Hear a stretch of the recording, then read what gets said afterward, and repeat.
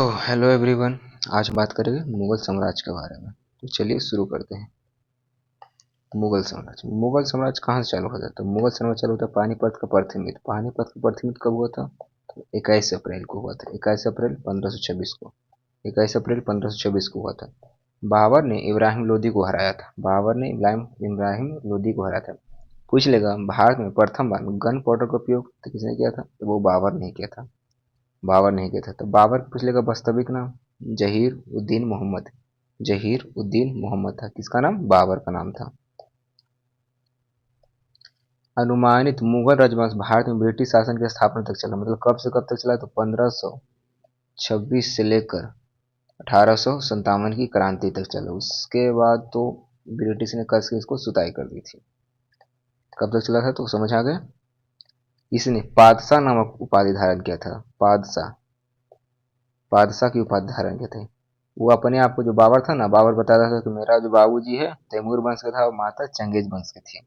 माता चंगेज ने cross breed in the sense समझना कि पिता बोलता था तैमूर वंश के और माता बोलता था चंगेज खान के थे। यही बाबर अपने आप को बताता था। जब वो 12 वर्ष का था तो वह 1494 में फरगना का शासक बना। एक अन्य मंगोल समूह उज़्बेकों को आक्रमण के बाद उसे अपना सिंहासन छोड़ना पड़ा। किसको? बाबर को। बाबर ने मात्र 12 वर्ष की उम्र में वो तो राजा बन गया, लेकिन जो फरगना का राजा बना था, लेकिन अन्य एक मंगोल समूह था, उज़्बेक था, उसके कारण उसको शासन छोड़ना पड़ा। 1504 में काबुल पर विजय प्राप्त किया। कौन? बाबर ने। यानी कितना साल बाद? 10 साल बाद। यानी 22 वर्ष की उम्र में काबुल उसने जीत लिया। काबुल उसने जीत लिया। दौलत खान लोदी ने बाबर को आमंत्रण किया था। पिछला वीडियो में क्रेडिट कर लीजिएगा कि इब्राहिम लोदी का बचपन का नाम दौलत खान नहीं था। दौलत खान लोदी इब्राहिम लोदी का फैमिली था। उसी ने बाबर को आमंत्रित किया था कि तुम दिल्ली आओ और इब्राहिम लोदी को हराओ। किसने? दौलत खान ने किसको कहा था? तो बाबर को कहा था। खुद को उज़्बेक बताता था। कौन? बाबर। बाबर खुद को उज़्बेक बताता था। उसने किस पद्धति से लड़ाई की थी? तुलुगमा पद्धति से। तुलुगमा पद्धति से किसने लड़ाई किया था? बाबर ने लड़ाई किया था। तुलुगमा पद्धति होता है कि सैनिक है, अपोजिट सैनिक, इसको चारों पट्टी से घेर लेना है। चारों पट्टी से छोटा छोटा टुकड़े में कर लेना है कि वो भाग भी नहीं पाए, बैक भी नहीं आ पाए। उसी को बोलते हैं तुलुगमा पद्धति। देखिए यही है तुलुगमा पद्धति। ये था इब्राहिम लोदी की सेना, ये बाबर का सेना। छोटा छोटा छोटा छोटा चारों पट्टी घेर लेगा आपको। उसी को बोलते हैं बाबर अति तुलुगमा पद्धति। बाबर की युद्ध देख लेते हैं। कौन कौन सा बाबर की युद्ध था? दौलत खान। देखिए क्या हुआ ना कि दौलत खान था इब्राहिम लोदी का कुछ चचा था। तो इब्राहिम लोदी ने कुछ हिंदू को मतलब हेड पोस्ट दिया हुआ था। तो दौलत खान सोचा कि ऐसे तो चलेगा नहीं। इसने बाबर को आमंत्रित किया। अब दौलत खान को लगता था कि बाबर इब्राहिम लोदी को हराएगा और वापस वो अपना काबुल चल जाएगा, लेकिन नहीं, बाबर का कुछ और मंशा ही था। इब्राहिम लोदी को तो पहले लपेट दिया 1526 में। फिर खानवा का युद्ध 1527 में राणा संगा को हराया। राणा संगा ने इब्राहिम लोदी को पहले भी हरा चुका था, लेकिन नहीं, सब मिलकर बुलाए दौलत खान ने। तो फिर बाबर ने लड़ा किससे? 1527 में खानवा का युद्ध, 1528 में चंदेरी का युद्ध, 1529 में घाघरा का युद्ध। चंदेरी का युद्ध मेदिनी राय को हराया और 1529 में घाघरा के युद्ध में महमूद लोदी को हराया। इसका सिंपल ट्रिक है, पानी पिए, खाना खाए, चांद देखा, घर गया और 1530 में मर गया। 1530 में मर गया मैंने पानी पिया यानी पानीपत की लड़ाई 1526 में, खाना खाया 27 में, चंदेरी यानी चांद देखा 28 में, घर गया यानी 29 में, मर गया 30 में। बस यही ट्रिक याद रखिएगा, पानी पिया, खाना खाया, चांद देखा, घर गया और मर गया। बाबर की युद्ध 1526 से लेकर 1530 में वो निपटारा हो गया था उसका। देखिए बाबर जब मरा था ना तो उसका पहला जो मकबरा था जो दफनाते हैं वो आगरा में था, लेकिन उसका अंतर इच्छा था कि जब मैं काबुल से निकला तो मेरा जो अपना रहेगा मकबरा वो कबूल में बनाना। तो उसका कब्र जो था कबूल में बना था। कबूल कहाँ है? तो अफगानिस्तान में। इसका एक आत्मकथा था, उसका क्या नाम था? तुजुके बाबरी, जो तुर्की भाषा में था। तुर्की भाषा में था। और उसने अपने तुजुके बाबरी में किस शैली का उपयोग किया था? तो चार बाग शैली का। चार बाग शैली का उपयोग किया था। इसका फारसी में अनुवाद, फारसी में क्या बोला जाता था? बाबरनामा। किसने किया था? अब्दुल रहीम खाने खान। या अब्दुल रहीम खाने खान कौन है? अकबर के नवरत्न में से एक था। कौन? अब्दुल रहीम खाने खान। अंग्रेजी में कौन किया? मैडम बेवरेज, उन्होंने भारत और उसके साम्राज्य को उत्कृष्ट विवरण दिया है। तुजुके बाबरी फारसी में था, किसने लिखा था? तो बाबर ने खुद लिखा था। लेकिन फारसी में अनुवाद किसने किया? फारसी में उसको क्या बोला जाता है तुजुके बाबरी को? तो बाबरनामा बोला जाता था फारसी में। उसको किसने किया? अब्दुल रहीम खान ए खाना। अब्दुल रहीम खान ए खान।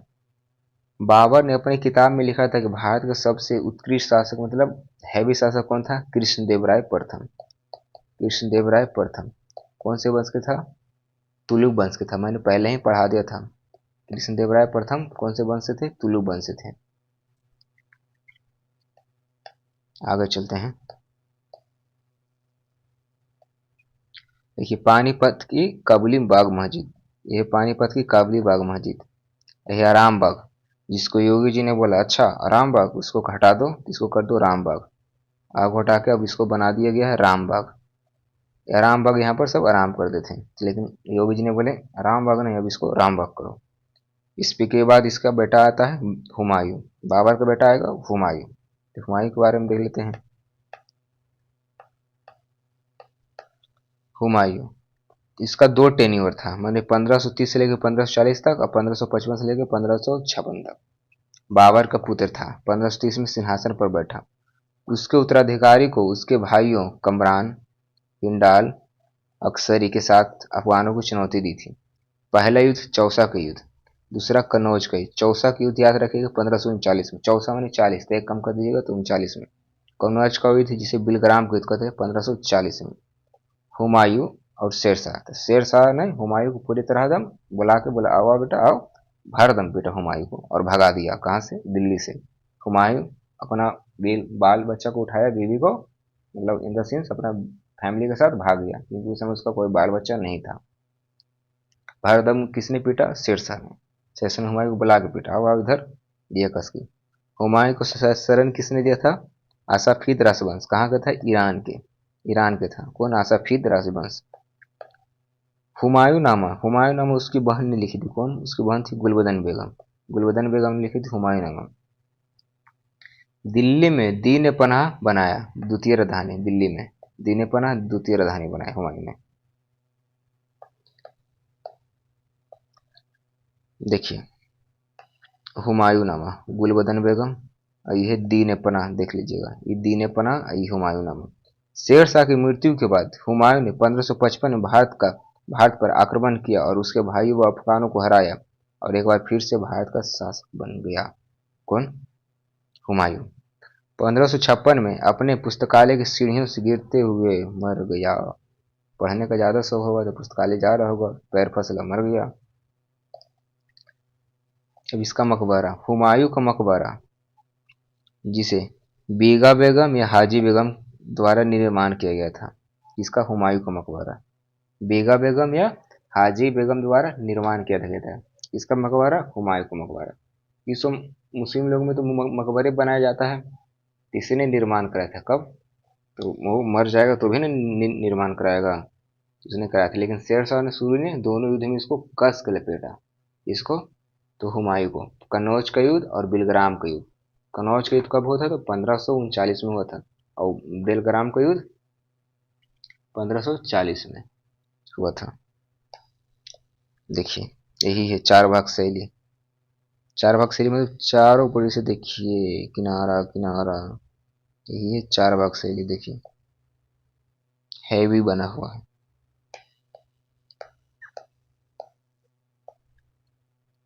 इसके बाद थोड़ा सा शेर शाह सूरी के बारे में पढ़ लेते हैं, क्योंकि पूछा जाता है।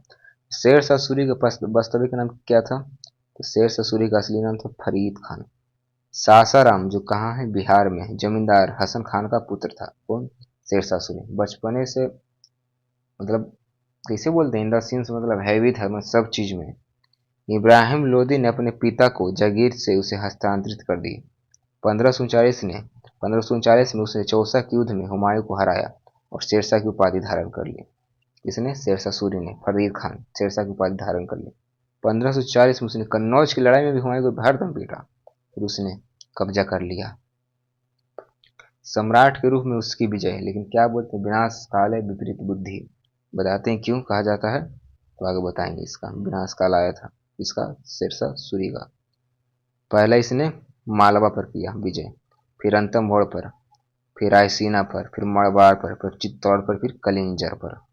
इसका सबसे बड़ा भूल था कलिंजर। क्यों? क्योंकि कलिंजर भगवान शिव से था, और भगवान शिव को छेड़िएगा तो वो आपको कस के छेड़ देंगे। देखिए 1545 में कलिंजर पर विजय प्राप्त करते समय उसकी मृत्यु हो गई। उसने रुपया नामक सिक्का भी जारी किया था। किसने? शेरशाह सूरी ने। पूरे साम्राज्य में मानक वजन और माप तय किया था। किसने? शेरशाह सूरी ने। मानक वजन और मानक माप तय किया था। जीटी रोड का भी निर्माण किसने कराया था? शेरशाह सूरी ने। पेशावर से कलकत्ता तक, पेशावर कहाँ है? पाकिस्तान में, कलकत्ता तक। और कलकत्ता में कहाँ तक? चिटगांव, चिटगांव भी in the sense in the present कहाँ है? बांग्लादेश में। कलिंजर फोर्ट फोर्ट था। कलिंजर फोर्ट में सबसे ज्यादा शिव जी की मूर्ति, अभी भी आप घूरने जा सकते हैं। उसने जाकर तोड़ने गया, मारा बम, बम वापस आके इसी तरह फट गया, पीछे बारूद रखा हुआ था, वो वहीं झौंस आ गया। लेकिन हार नहीं माना, बोला अपने सैनिकों को जब तक हम आ गए हैं तो इसको जीत के जाएंगे। तो कलिंजर फोर्ट जीता, लेकिन जीतते जीतते भी जीत गया। उसके बाद वो मर गया था। उसके बाद उसका बेटा शासन किया था, लेकिन बेटा उतना काबिल नहीं था। देखिए कलकत्ता से चालू होकर पेशावर तक जाता था जीटी रोड, जिसको ग्रैंड ट्रंक रोड कहते हैं।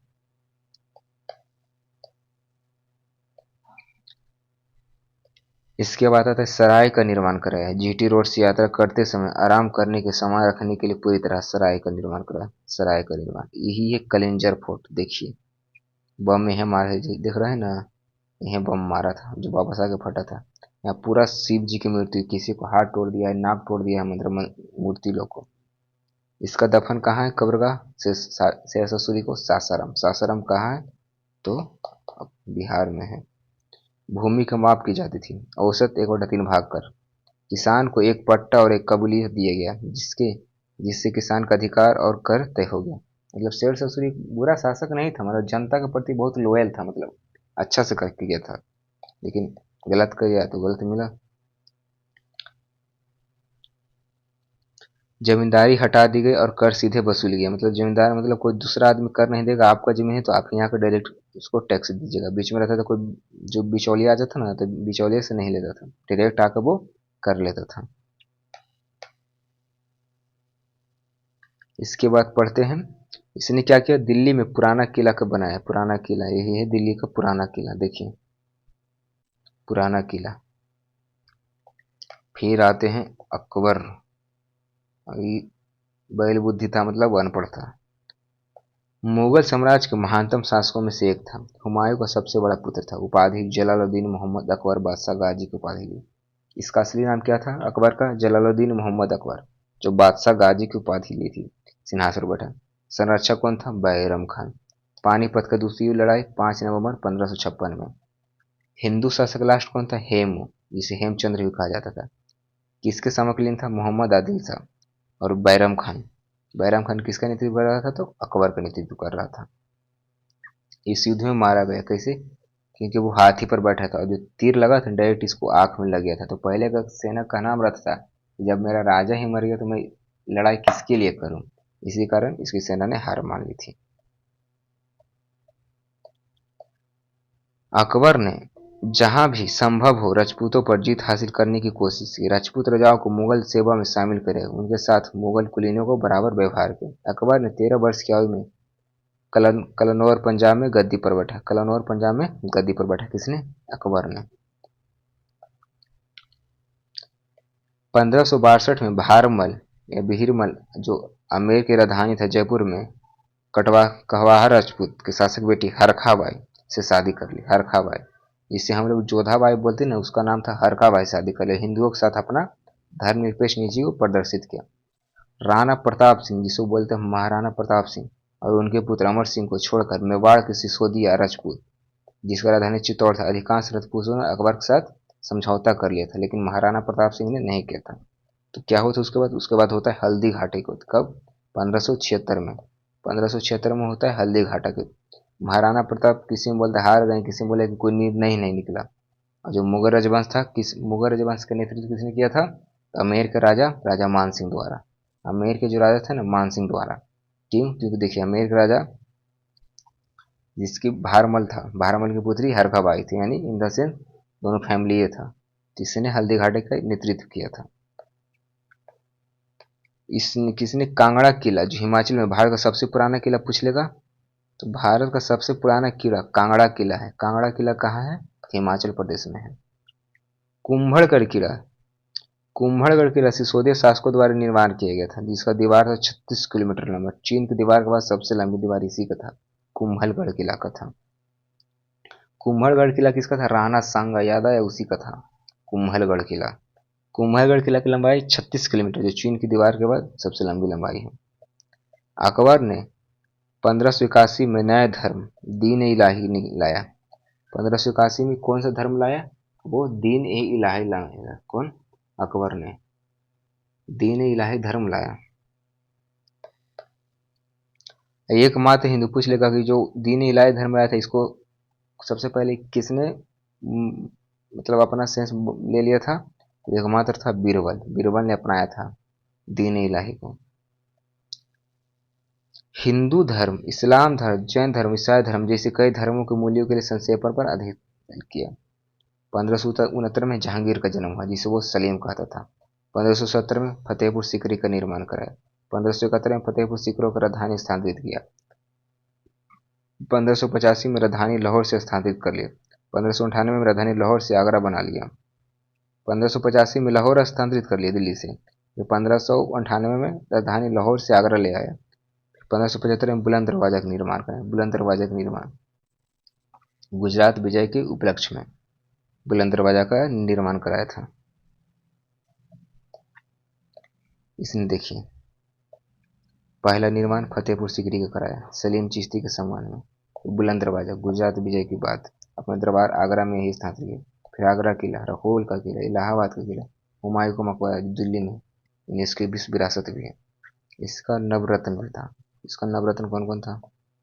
बीरबल प्रशासक, अबुल फजल विद्वान और राजनेता, फैजी विद्वान राजनेता और अबुल फजल के भाई, टोडरमल वित्त मंत्री, दासाला बंदोबस्त और जब्ती, भगवान दास मनसबदार राजा भारमल का पुत्र, मानसिंह मनसबदार राजा भारमल का पौत्र, तानसेन संगीतज्ञ था, यानी संगीत करता था। अब्दुल रहीम खाने खाना मंत्री था और हिंदी कवि था। फिर मुल्ला दो प्याजा, बस याद रखें। फैजी कौन था? इबादत खाना शुरू करने में अकबर की सहायता की थी। फैजी ने इसे धार्मिक प्रचलन किया था। तानसेन वास्तविक रूप से राजा रामचंद्र के संरक्षक में था और तोमर राजा ग्वालियर के थे। ध्रुपद के संस्थापक जो बोले ना, बजाने के लिए आता, ध्रुपद के लिखे थे। घराना रीवा या ग्वालियर घराना था। वास्तविक नाम रामतनु पांडे, किनका? तानसेन का। तानसेन का वास्तविक नाम था रामतनु पांडे था। अकबर ने मियाँ की उपाधि दी थी, किसको? तानसेन की दी थी। इनका गुरु कौन थे? स्वामी हरिदास। तानसेन के गुरु स्वामी हरिदास थे। फिर आते हैं अबुल फजल पर। अबुल फजल ने अकबरनामा लिखा था। अकबरनामा किसने लिखा था? अबुल फजल ने। इसने 3 भाग में लिखा था। पहले अकबर के पूर्वजों के बारे में, फिर अकबर के राज के बारे में, फिर आयन अकबर यानी अकबर के प्रशासन के बारे में लिखे थे।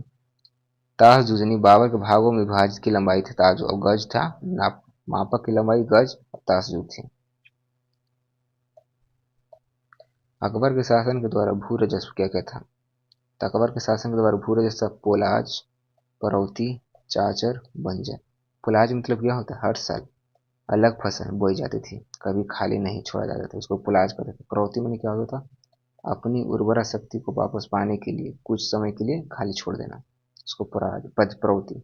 और चाचर, इस जमीन पर 3 या 4 साल तक खेती नहीं की जाती थी, उसको चाचर बोला था। बंजर, इस जमीन पर 5 साल या उससे ज़्यादा समय तक खेती नहीं की जाती, इसको बंजर कहा जाता। इसने राजस्व निश्चित कर दिया कि 10 वर्षों में 10 साल के नाम से जाने जाने वाला अनुमान कर इसका था 1/3। ये नहीं था कि हर साल लेंगे, 10 वर्षों का एस्टिमेट लगाता था, उसी के हिसाब से टैक्स था कि 10 वर्ष में इसको था।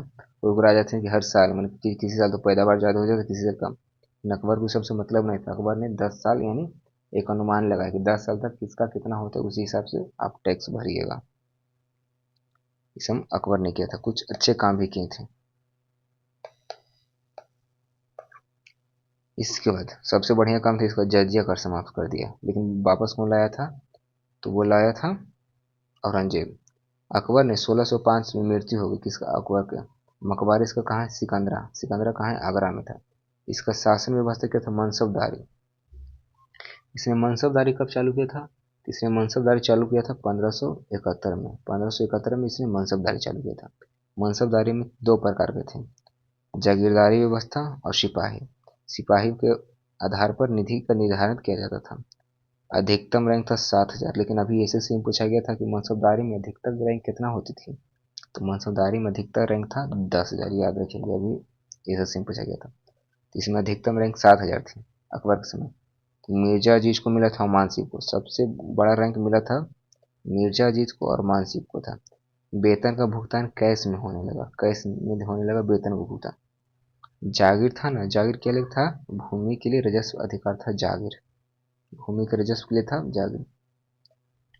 1601 में अकबर ने खंडेश में के आसिरगढ़ किले की ओर अभियान किया और जीत लिया, जबकि उसकी बेटे जहांगीर ने दिल्ली में विद्रोह कर दिया था। इसका बेटा अकबर ने। इसका अनुवाद हुआ है रामायण। रामायण को फारसी में बनाया कौन? अब्दुल कादिर बदौनी ने। महाभारत को क्या नाम से जाना गया? रचनामा से। महाभारत को रचनामा से किया था।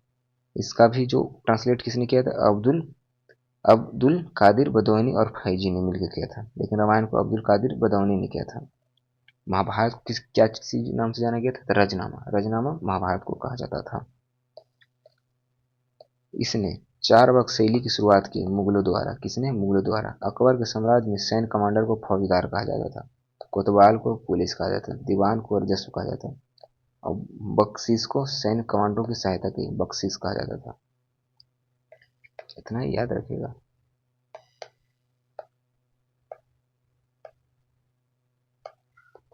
तो बख्शीश यहाँ तक हो गया था।